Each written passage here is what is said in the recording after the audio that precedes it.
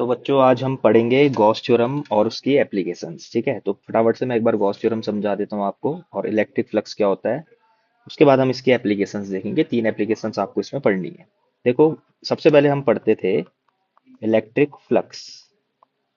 Electric flux कुछ नहीं है। इलेक्ट्रिक फ्लक्स का मतलब है number of electric field lines passing through any surface. किसी भी एक सरफेस से पास होने वाली total number of electric field lines को हम बोलते हैं इलेक्ट्रिक फ्लक्स, जिसको हम रिप्रेजेंट करते हैं फाई ई से। मान लेते हैं आपके पास एक सरफेस है। ठीक है, सरफेस कैसी भी हो सकती है, रेक्टेंगुलर या स्पेरिकल या सर्कुलर या आप ट्रायंगुलर, कैसी भी सरफेस लो। अगर किसी एक सरफेस से कुछ इलेक्ट्रिक फील्ड लाइंस पास हो रही हैं, तो अगर इस पूरी सरफेस एस से हमने total number of electric field lines कितनी पास हो रही है निकाल दिया, तो उसी को हम बोलते हैं इलेक्ट्रिक फ्लक्स। अब इलेक्ट्रिक फ्लक्स का फॉर्मूला क्या होता है, देखो, integration E dot D S, electric field और डी एस। डी एस क्या है, अगर ये पूरी सरफेस एस है तो इसकी छोटी सी सरफेस कितनी होगी, डी एस।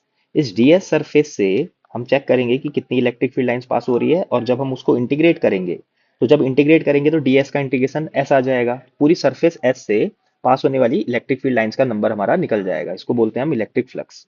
और ध्यान ये देना है कि इलेक्ट्रिक फ्लक्स निकालते समय ये जो डॉट प्रोडक्ट है ये ई वेक्टर और डीएस वेक्टर के बीच का है। ठीक है, जैसे एक एग्जांपल, अगर ये आपके पास एक कोई सरफेस है, इस पूरी सरफेस को आप एस बोल रहे हो, इसकी छोटी सी सरफेस होगी हमारी डीएस, तो हमारा डीएस वेक्टर कहाँ चलेगा, इस सरफेस के परपेंडिकुलर। हमेशा डीएस वेक्टर उस सरफेस के साथ 90 डिग्री पर चलेगा या नॉर्मली चलेगा। ठीक है, तो ये हमारा हो जाएगा डीएस वेक्टर। अब यहाँ से इलेक्ट्रिक फ्लक्स की वैल्यू आ जाएगी आपके पास E D S cos theta, जहाँ पर थीटा होगा हमारा क्या, angle between E vector and D S vector. मान लेते हैं यहाँ पर इलेक्ट्रिक फील्ड नीचे से ऊपर की ओर ही चलता, तो यहाँ पर इलेक्ट्रिक फील्ड की डायरेक्शन भी ऊपर होती, डीएस वेक्टर भी ऊपर होता, तो थीटा आ जाता हमारा 0 डिग्री। अगर इलेक्ट्रिक फील्ड इधर की ओर चल रहा होता, एक्स एक्सिस के अलोंग, तो ई वेक्टर और डीएस वेक्टर के इस बार एंगल हो जाता कितना, 90 डिग्री। तो चेक कर लेना ई वेक्टर और डीएस वेक्टर के बीच का एंगल कितना है।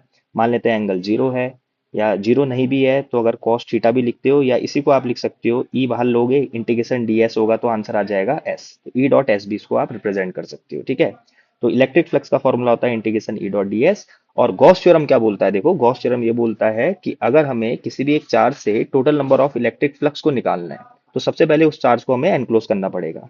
जैसे आपने लिया था, जैसे एक मान लेते हैं पॉइंट चार्ज, जिससे आपको मालूम है बहुत सारी इलेक्ट्रिक फील्ड लाइंस बाहर निकल ली होंगी स्पेरिकल शेप में। अगर आपको इसको total number of electric field lines को कैलकुलेट करना है, तो आपको पूरी की पूरी सरफेस को कवर करना पड़ेगा पहले।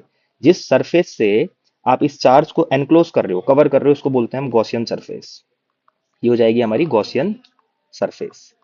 अब गॉस थ्योरम क्या बोलता है, देखो, गॉस थ्योरम ये बोलता है कि इस गॉसियन सरफेस से पास होने वाला जो टोटल फ्लक्स होगा, फाई ई टोटल, वो आ जाएगा आपका क्यू बाई एप्सिलॉन नॉट के बराबर। तो अगर हम गॉस थ्योरम को लिखेंगे, तो गॉस थ्योरम का मतलब है इलेक्ट्रिक फ्लक्स जो टोटल होगा, जिसकी वैल्यू होती थी ई डी एस कॉस थीटा, ये हमारी क्यू बाई एप्सिलॉन नॉट के बराबर आ जाएगी। ये थी हमारी गॉस थ्योरम। तो इसकी अब आपको तीन एप्लीकेशंस पढ़नी है।